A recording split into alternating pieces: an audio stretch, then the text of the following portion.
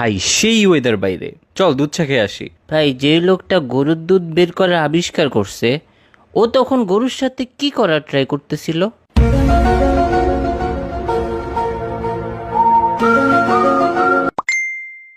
আবার আমার মাথা খাবি তুই?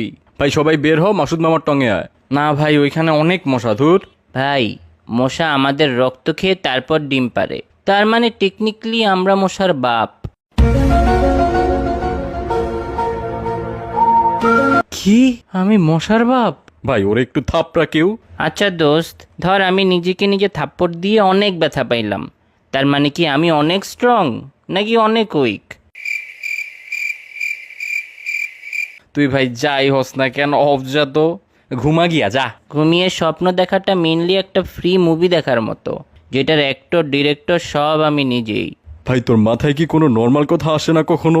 ওরে থেরাপিস্ট দেখাইতে হবে ভাই।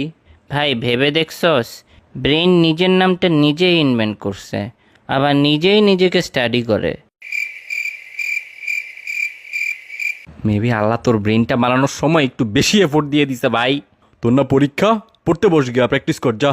ভাই কথায় আছে প্র্যাকটিস মেক্স এভরিওয়ান পারফেক্ট, আবার এটাও কথায় আছে নোবডি ইজ পারফেক্ট। তাহলে প্র্যাকটিস করে লাভটা কি? হ্যাঁ কি ভাই, সব প্রোডাক্টেরই ব্যাড রিভিউ আছে, কিন্তু প্যারাশুটের কখনো ব্যাড রিভিউ হবে না। হ্যাঁ কেন? আরে বেটা, ব্যাড রিভিউ দেওয়ার জন্য ওই প্যারাশুট ইউজারকে বেঁচে থাকতে তো হবে।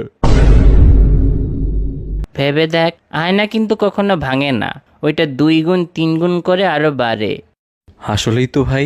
আচ্ছা, আমরা মাটিতে থেকে যেমন বাতাস এয়ার দেখতে পারি না, তেমন কি মাছরাও পানি দেখতে পারে না? ভাই কিছু কিছু জিনিস না ভাবাই ভালো। আমরা ভাবি চশমা পরা মানুষটা স্মার্ট হয়, সব কিছুতে পাস করে, কিন্তু বাস্তবে ওরা আই টেস্ট ফেল করেই চশমাটা পাইছে।